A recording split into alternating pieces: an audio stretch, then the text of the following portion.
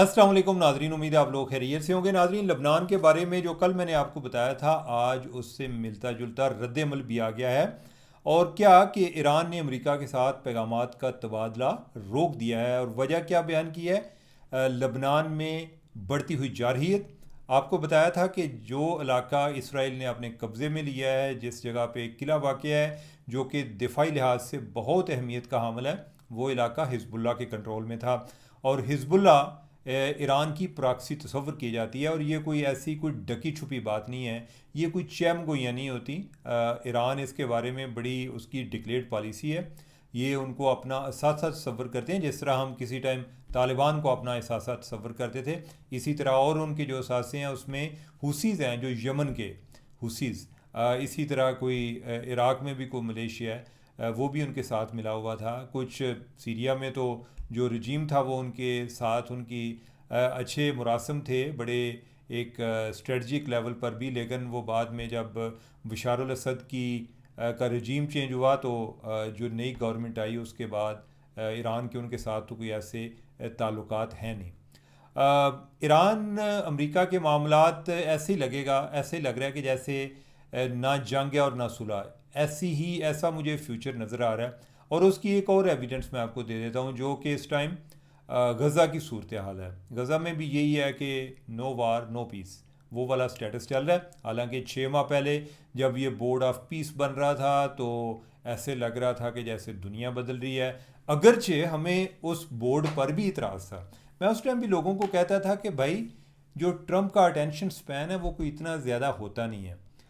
कोई नया इशू आ जाता है, वो पुराने को भूल जाता है। और वो वैसे भी वो एक मोमेंट में रहने वाला आदमी है, एक लम्हे में रहने वाला आदमी है। वो इतनी लंबी इस तरह के मामलात, इस तरह के जो बोरिंग टास्क होते हैं ना, जो एक पीस बिल्डिंग है, ये एक बड़ा बोरिंग टास्क है। ट्रंप ऐसे काम नहीं कर सकता। वो एक बड़ा यानी कि यही है कि कोई दो चार बयानात में अगर कोई पीस हो जाए तो हो जाए, नहीं तो ना सही।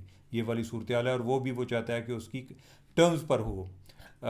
अभी वो नई तरफ एक और तरफ भी चल पड़ा है, यानी कि लोगों ਨੂੰ ਧਿਆਨੇ ਲਾਉਣ वास्ते तो कोई ना कोई इशू होता है। अब ये है जी कि रशिया और यूक्रेन के दरमियान सीज़ फायर हो गई है। और ये कितनी देर के लिए हुई है? 3 दिन के लिए हुई है। लेकिन ट्रंप जो है उस पर बड़ा क्या कहते हैं कि लुडियाँ लुडियाँ मार रहे होता है और बगलें पे जा रहा है। लेकिन जो उसका अपना सेक्रेटरी खारजा है मार्को रूबियो, उसने ज़रा कोई रीज़नेबल बयान दिया। उसने कहा कि कोई ज़्यादा तवक्कुआत नहीं रखनी चाहिए।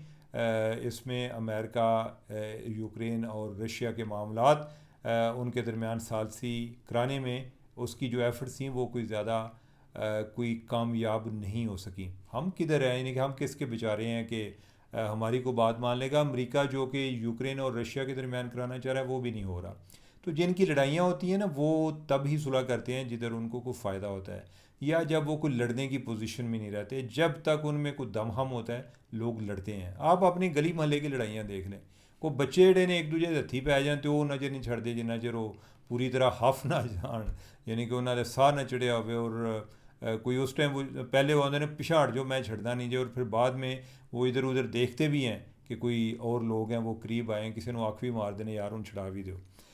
लेकिन लिहाजा ये है कि ईरान के मामला ऐसे ही अभी बढ़ते हुए नज़र आ रहे हैं। दोनों साइड जो हैं वो बड़ी एक स्ट्रॉन्ग और बड़ी हार्ड लाइन लिए हुए हैं। तो उनके अपने अपने स्टेक्स हैं। उन्होंने सिर्फ इसलिए सुलह नहीं करनी कि पाकिस्तान को क्रेडिट जाएगा।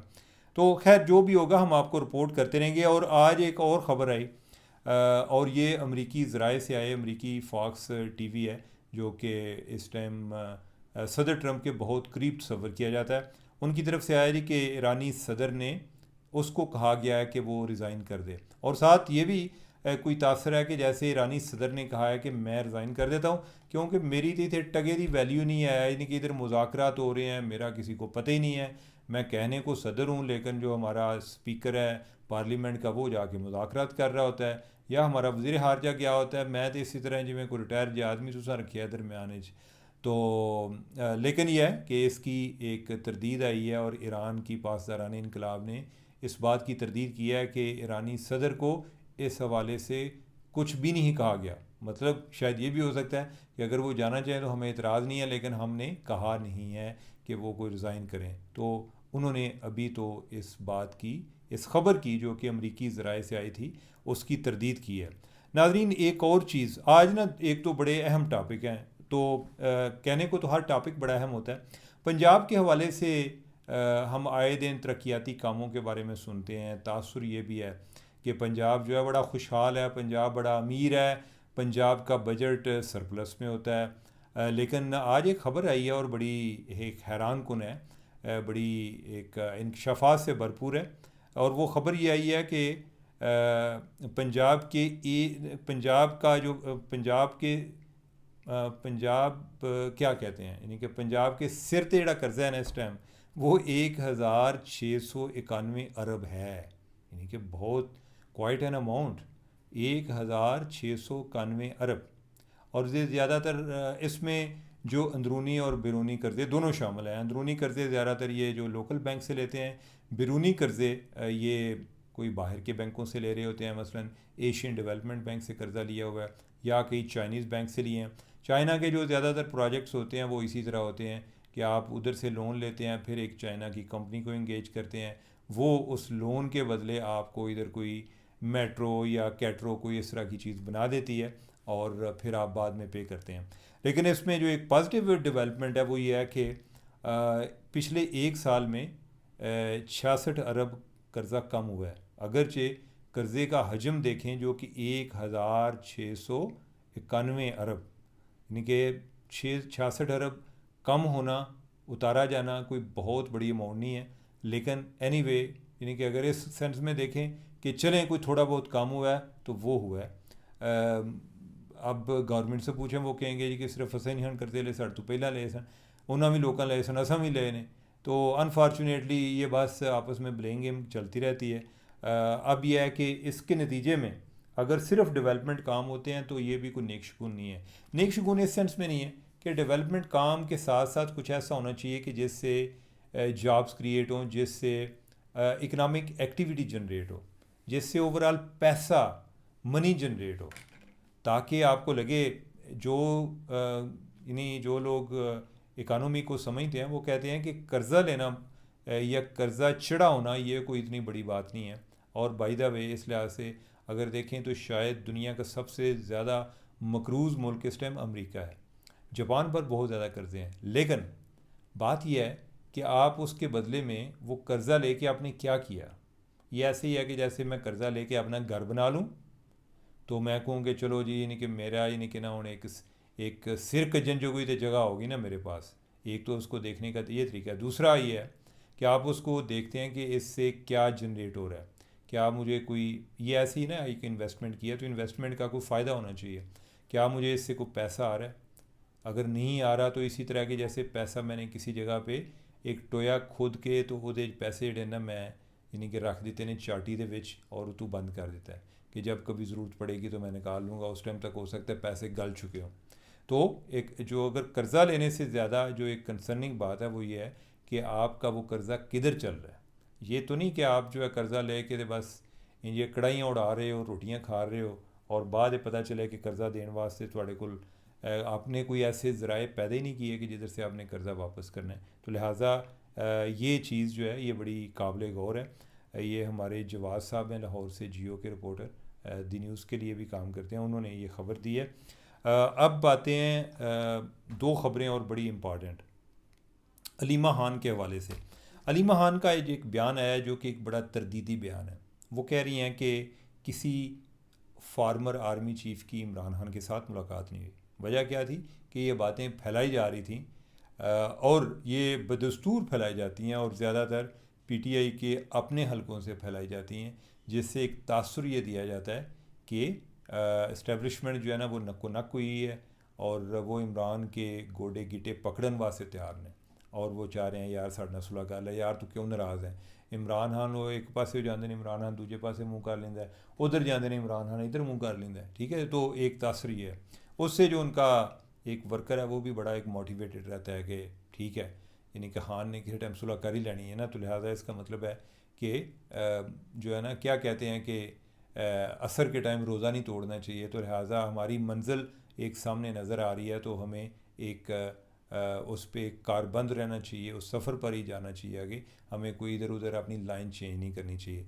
लेकिन ये किसका नाम ले रहे हैं पहले तो ये डिस्कस कर लें। जो सोशल मीडिया पे चल रहा है वो ये है कि जनरल अशफाक परवेज़ कियानी जो कि साबिक़ आर्मी चीफ़ हैं, उनके हवाले से ये बात आ रही है कि उन्होंने आर्मी यानी कि इस्टेब्लिशमेंट के बिहाफ पे इमरान खान से मुलाकात की है। पहली बात तो ये है कि साबिक़ आर्मी चीफ़ अपनी हैसियत में जा ही नहीं सकते। वो इमरान खान कौन सा को बाहर कुछ टेंट लगा के बैठे हुए हैं, वो जेल में है और जेल में इमरान खान को जो भी मिलेगा इसका मतलब है कि ऊपर से आर्डर है कि इनकी मुलाकात कराई जाए। और इधर ऊपर से आर्डर का मतलब क्या है कि इस्टेब्लिशमेंट, और इसका क्या मतलब हुआ कि इस्टेब्लिशमेंट के नुमाइंदे के तौर पे वो उधर मिलने जा रहे हैं।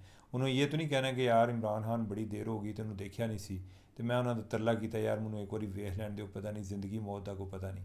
तो इस तरह तो होगा नहीं ऑब्वियसली, नहीं कि there must be a business talk. लेकिन उससे बड़ी बात यह है कि क्या ये मुलाकात हुई है या नहीं हुई। अलीमा खान कह रही हैं कि ये मुलाकात नहीं हुई है और उन्होंने गौहर खान से भी बात की है, उन्होंने भी इनको बताया कि ये मुलाकात ऐसी नहीं हुई। अब यह है कि वैसे अलीमा खान, चलें अच्छा हुआ कि अलीमा खान का तरदीदी बयान आ गया। अलीमा खान अगर ना भी कहती तो ये कॉमन सेंस गेस भी है कि कोई मुलाकात नहीं हुई। ये ख़ुद फैलाते हैं इस तरह की बातें, और कोई अभी उधर से कोई ऐसे कोई इंडिकेशन नज़र नहीं आते। और इस्टेब्लिशमेंट का अगर मजाज भी देखा जाए तो वो इस तरह की सूरत हाल में वो जाके इमरान खान के पास नहीं जाएंगे कि जनाब तुम साढ़े माई बाप हो, तुम वापस आ जाओ, किसी तरह सानू माफ़ कर दो। इमरान खान तो खुद चाह रहे हैं। इमरान खान ने तो अगरचे वो कहते हैं कि इमरान खान ने किसी से डील नहीं की, इमरान खान इतनी दफ़ा कह चुके हैं उन्हें डील का अगर ना नहीं लिया तो मतलब तो नहीं कि वो डील करने को तैयार नहीं। वो इतनी दफ़ा कह चुके हैं कि मैं अगर बात करूँगा तो फ़ौज के साथ करूँगा। तो फ़ौज के साथ आपने क्या बात करनी है, कोई मौसम का हाल तो डिस्कस नहीं करना ना, इसीलिए बात करनी है ना कि लेट्स नगोशिएट, ठीक है, लेट्स हैव अ डील, तो उसी वजह से बात करनी है। तो उधर से कोई ऐसा कोई पॉजिटिव रिस्पांस उनको नहीं आ रहा। और अभी कौन सी उनकी जान को बनी हुई है कि अभी जाके वो बंदा भेज देंगे कि इमरान खान के साथ जाके मुज़ाकरात करे, ऐसा नहीं है। और जो एक पावर रिलेशनशिप के लिए जो एक एतमाद का ताल्लुक़ होना चाहिए वो एतमाद ही बरकरार नहीं है। तो लिहाजा इमरान खान जो है वो at least as of now तो यानी कि वो उनके कागज़ों में इमरान खान का कोई ज़िक्र नहीं है कि इमरान खान जो है उनके साथ कोई पार्टनरशिप हो सकती है। और ना ही कोई सियासी जमात ऐसी है जिसके कोई 4 वोट हों और वो इमरान खान के साथ अलायंस भी करना चाहती हो, ऐसी भी बात नहीं है। इवन अगर आप इमरान खान के MNAs को पूछ लें तो उनके हालात भी ख़राब ही होते हैं। वो अपने लेवल पे घबराए होते हैं कि यार अगर असा कोई थोड़ा बहुत इधर उधर होए तो इन्हें अपने साढ़े इलाके के लोगों को गालां पवानियां ने। वो डरते हुए जो है बयान दे रहे होते हैं अक्सर लोग। और मैं जो बातें कर रहा हूँ, मैं कई लोगों से मिलता हूँ, बात होती है, जो अनफिल्टर्ड जो डिस्कशन होती है वो फिल्टर्ड डिस्कशन से डिफरेंट होती है। तो लिहाजा जो इस सारी स्टोरी का हासिल है, मैं अभी इसी से रिलेटेड एक और बात करना चाह रहा था लेकिन प्रोग्राम लंबा हो रहा है, मैं इस पर बात नहीं करूँगा क्योंकि मैंने एक और टॉपिक पर भी करनी है। तो इसमें तो यह है कि कोई मुलाकात नहीं हुई। आगे हम अपने नेक्स्ट टॉपिक की तरफ बढ़ते हैं। आपने एक नाम सुना होगा मुल्ला उमर का। मुल्ला उमर एक बड़े गोशा नशीनी में रहने वाले तालिबान लीडर थे।